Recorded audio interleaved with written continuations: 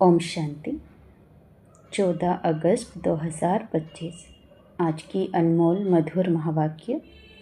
मीठे बच्चे, बाप से ऑनेस्ट रहो, अपना सच्चा सच्चा चार्ट रखो, किसी को भी दुख ना दो, एक बाप की श्रेष्ठ मत पर चलते रहो। प्रश्न: जो पूरे 84 जन्म लेने वाले हैं, उनका पुरुषार्थ क्या होगा? उत्तर: उनका विशेष पुरुषार्थ नर से नारायण बनने का होगा। अपनी कर्मेंद्रियों पर उनका पूरा कंट्रोल होगा। उनकी आंखें क्रिमिनल नहीं होगी। अगर अब तक भी किसी को देखने से विकारी ख्यालात आते हैं, क्रिमिनल आई होती है, तो समझो पूरे 84 जन्म लेने वाली आत्मा नहीं है। गीत: इस पाप की दुनिया से ले चलो कहीं और। ओम शांति। मीठे मीठे रूहानी बच्चे जानते हैं कि यह पाप की दुनिया है। पुण्य की दुनिया को भी मनुष्य जानते हैं। मुक्ति और जीवन मुक्ति पुण्य की दुनिया को कहा जाता है। वहाँ पाप होता नहीं। पाप होता है दुखधाम रावण राज्य में। दुख देने वाले रावण को भी देखा है। रावण कोई चीज़ नहीं है, फिर भी एफिजी जलाते हैं। बच्चे जानते हैं हम इस समय रावण राज्य में हैं, परंतु किनारा किया हुआ है। हम अभी पुरुषोत्तम संगम युग पर हैं। बच्चे जब यहाँ आते हैं तो बुद्धि में यह है, हम उस बाप के पास जाते हैं जो हमको मनुष्य से देवता बनाते हैं, सुख धाम का मालिक बनाते हैं। सुख धाम का मालिक बनाने वाला कोई ब्रह्मा नहीं है, कोई भी देहधारी नहीं है। वो है ही शिव बाबा, जिसको देह नहीं है। देह तुमको भी नहीं थी, परंतु तुम फिर देह लेकर जन्म मरण में आते हो, तो तुम समझते हो हम बेहद के बाप के पास जाते हैं। वह हमको श्रेष्ठ मत देते हैं। तुम ऐसा पुरुषार्थ करने से स्वर्ग का मालिक बन सकेंगे। स्वर्ग को तो सब याद करते हैं, समझते हैं नई दुनिया ज़रूर है, वह भी ज़रूर कोई स्थापन करने वाला है। नर्क भी कोई स्थापन करते हैं। तुम्हारा सुखधाम का पार्ट कब पूरा होता है वह भी तुम जानते हो। फिर रावण राज्य में तुम दुखी होने लगते हो। इस समय यह है दुखधाम। भल कितने भी करोड़पति पदमपति हो, परंतु पति दुनिया तो जरूर कहेंगे ना। यह कंगाल दुनिया दुखी दुनिया है। भल कितने भी बड़े बड़े मकान हैं, सुख के सब साधन हैं, तो भी कहेंगे पतित पुरानी दुनिया है। विषय वैतरणी नदी में गोता खाते रहते हैं। यह भी नहीं समझते कि विकार में जाना पाप है। कहते हैं इसके बगैर सृष्टि वृद्धि को कैसे पाएगी। बुलाते भी हैं, हे भगवान, हे पतित पावन, आकर इस पतित दुनिया को पावन बनाओ। आत्मा कहती है शरीर द्वारा, आत्मा ही पतित बनी है, तब तो पुकारती है। स्वर्ग में एक भी पतित होता नहीं। तुम बच्चे जानते हो कि संगम युग पर जो अच्छे पुरुषार्थी हैं, वही समझते हैं कि हमने 84 जन्म लिए हैं, फिर इन लक्ष्मी नारायण के साथ ही हम सतयुग में राज्य करेंगे। एक ने तो 84 जन्म नहीं लिया है ना, राजा के साथ प्रजा भी चाहिए। तुम ब्राह्मणों में भी नंबरवार हैं, कोई राजा रानी बनते हैं, कोई प्रजा। बाप कहते हैं बच्चे, अभी ही तुम्हें देवी गुण धारण करने हैं। यह आंखें क्रिमिनल है। कोई को देखने से विकार की दृष्टि जाती है तो उनके 84 जन्म नहीं होंगे। वो हो नर से नारायण बन नहीं सकेंगे। जब इन आँखों पर जीत पा लेंगे तब कर्मातीत अवस्था होगी। सारा मदार आँखों पर है, आँखें ही धोखा खा देती है। आत्मा इन खिड़कियों से देखती है। इसमें तो डबल आत्मा है। बाप भी इन खिड़कियों से देख रहे हैं। हमारी भी दृष्टि आत्मा पर जाती है। बाप आत्मा को ही समझाते हैं, कहते हैं मैंने भी शरीर लिया है, तब वो बोल सकते हैं। तुम जानते हो बाबा हमको सुख की दुनिया में ले जाते हैं। यह है रावण राज्य। तुमने इस पतित दुनिया से किनारा कर लिया है। कोई बहुत आगे बढ़ गए, कोई पिछाड़ी में हट गए। हर एक कहते भी हैं पार लगाओ। अब पार तो जाएंगे सतयुग में, परंतु वहाँ पद ऊंच पाना है तो पवित्र बनना है, मेहनत करनी है। मुख्य बात है बाप को याद करो तो विकर्म विनाश हो। यह है पहली सब्जेक्ट। तुम अभी जानते हो हम आत्मा एक्टर हैं। पहले पहले हम सुखधाम में आए, फिर अब दुखधाम में आए हैं। अब बाप फिर सुखधाम में ले जाने आए हैं। कहते हैं मुझे याद करो और पवित्र बनो। कोई को भी दुख ना दो, एक दो को बहुत दुख देते रहते हैं। कोई में काम का भूत आया, कोई में क्रोध आया, हाथ चलाया। बाप कहेंगे यह तो दुख देने वाली पाप आत्मा है, पुण्य आत्मा कैसे बनेंगे? अब तक पाप करते रहते हैं, यह तो नाम बदनाम करते हैं। सब क्या कहेंगे? कहते हैं हमको भगवान पढ़ाते हैं। हम मनुष्य से देवता विश्व के मालिक बनते हैं। वह फिर ऐसे काम करते हैं क्या? इसीलिए बाबा कहते हैं रोज़ रात में अपने को देखो। अगर सपूत बच्चे हैं तो चार्ट भेजें। भल कोई चार्ट लिखते हैं परंतु साथ में यह लिखते नहीं कि हमने किसको दुख दिया व यह भूल की। याद करते रहें और कर्म उल्टे करते रहें, यह भी ठीक नहीं। उल्टे कर्म करते तब हैं जब देह अभिमानी बन पड़ते हैं। यह चक्र कैसे फिरता है?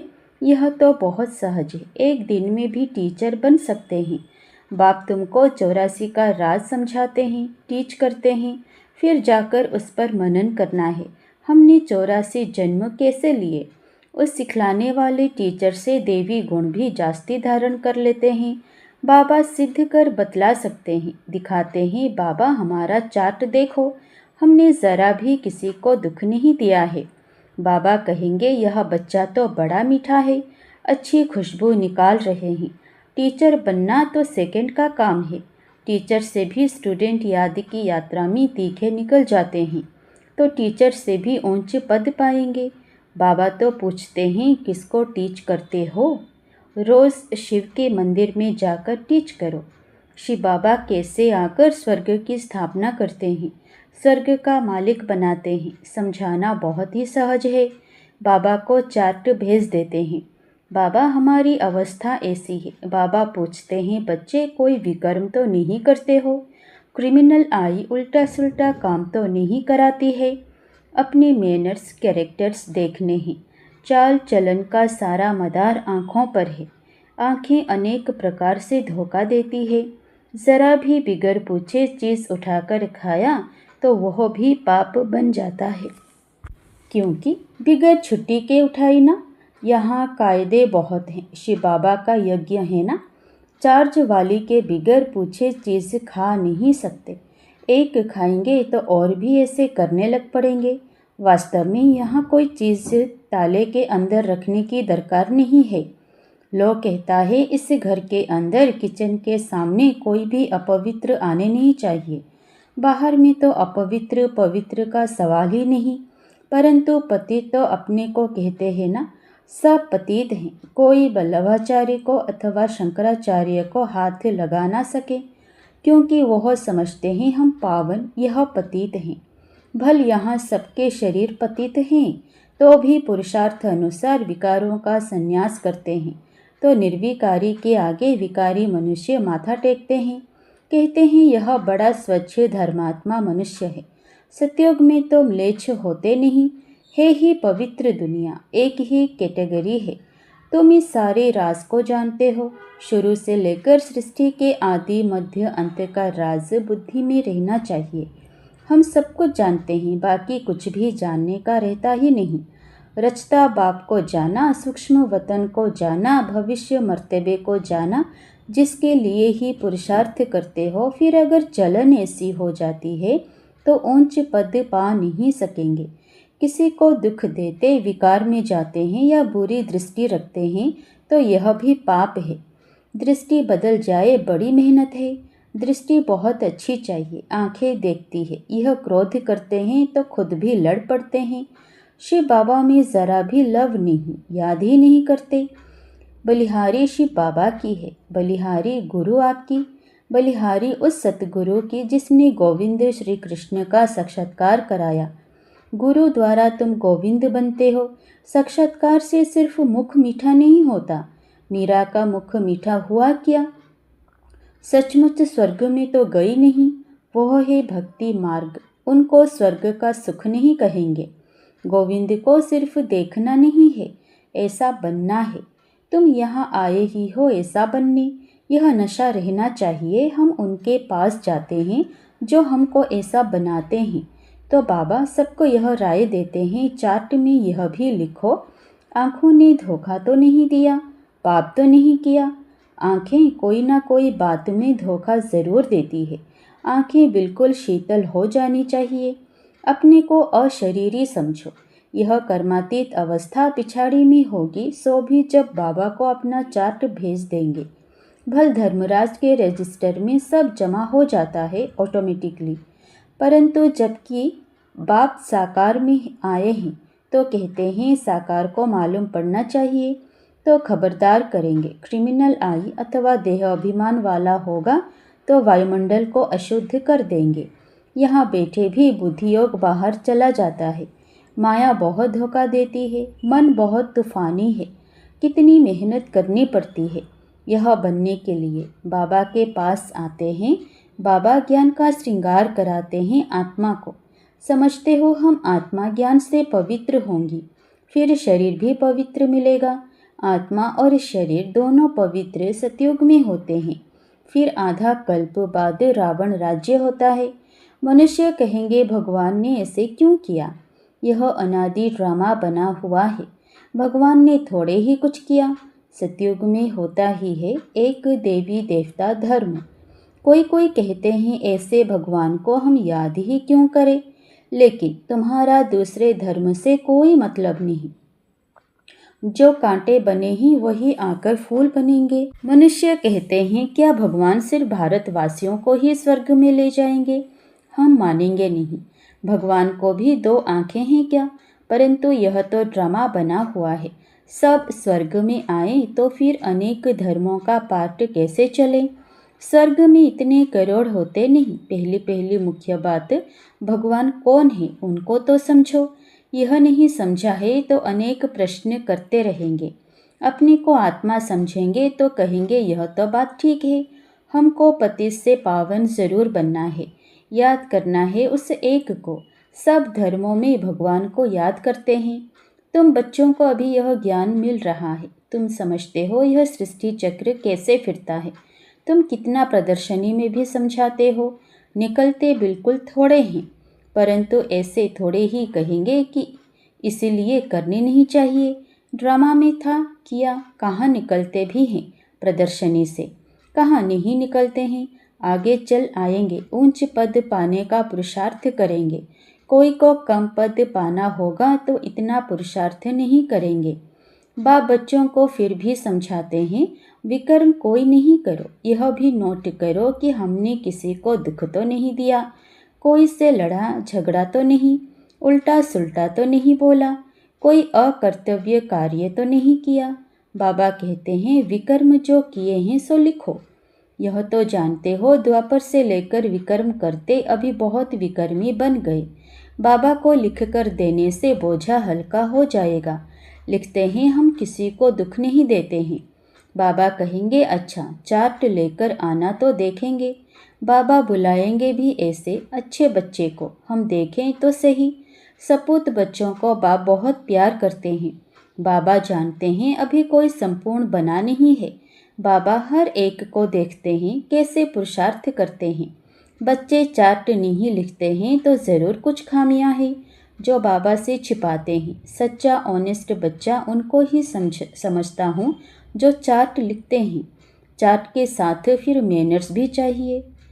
अच्छा, मीठे मीठे सिकिलधे बच्चों प्रति माता पिता बाप दादा का याद प्यार और गुड मॉर्निंग। रूहानी बाप की रूहानी बच्चों को नमस्ते। धारणा के लिए मुख्य सार पहला, स्वयं का बोझ हल्का करने के लिए जो भी विकर्म हुए हैं वह बाप को लिख कर देना है। अब किसी को भी दुख नहीं देना है, सपूत बनकर रहना है। दूसरा, अपनी दृष्टि बहुत अच्छी बनानी है, आँखें धोखा ना दे, इसकी संभाल करनी है। अपने मैनर्स बहुत बहुत अच्छे रखने हैं। काम क्रोध के वश हो कोई पाप नहीं करने हैं। वरदान, लक्ष्य और मंजिल को सदा स्मृति में रख, तीव्र पुरुषार्थ करने वाले सदा होली और हैप्पी भव। ब्राह्मण जीवन का लक्ष्य है बिना कोई हद के आधार के सदा आंतरिक खुशी में रहना। जब यह लक्ष्य बदल हद की प्राप्तियों की छोटी छोटी गलियों में फंस जाते हो, तब मंजिल से दूर हो जाते हो। इसलिए कुछ भी हो जाए, हद की प्राप्तियों का त्याग भी करना पड़े तो उन्हें छोड़ दो, लेकिन अविनाशी खुशी को कभी नहीं छोड़ो। होली और हैप्पी भव के वरदान को स्मृति में रख तीव्र पुरुषार्थ द्वारा अविनाशी प्राप्तियां करो। स्लोगन: गुणमूर्त बनकर गुणों का दान देते चलो, यही सबसे बड़ी सेवा है। अव्यक्त इशारे: सहज योगी बनना है तो परमात्मा प्यार के अनुभवी बनो। मास्टर नॉलेजफुल, मास्टर सर्वशक्तिवान की स्टेज पर स्थित रहो। भिन्न भिन्न प्रकार की क्यू से निकल बाप के साथ सदा मिलन मनाने की लगन में अपने समय को लगाओ और लवलीन स्थिति में रहो, तो और सब बातें सहज समाप्त हो जाएंगी। फिर आपके सामने आपकी प्रजा और भक्तों की क्यू लगेगी। अच्छा, ओम शांति।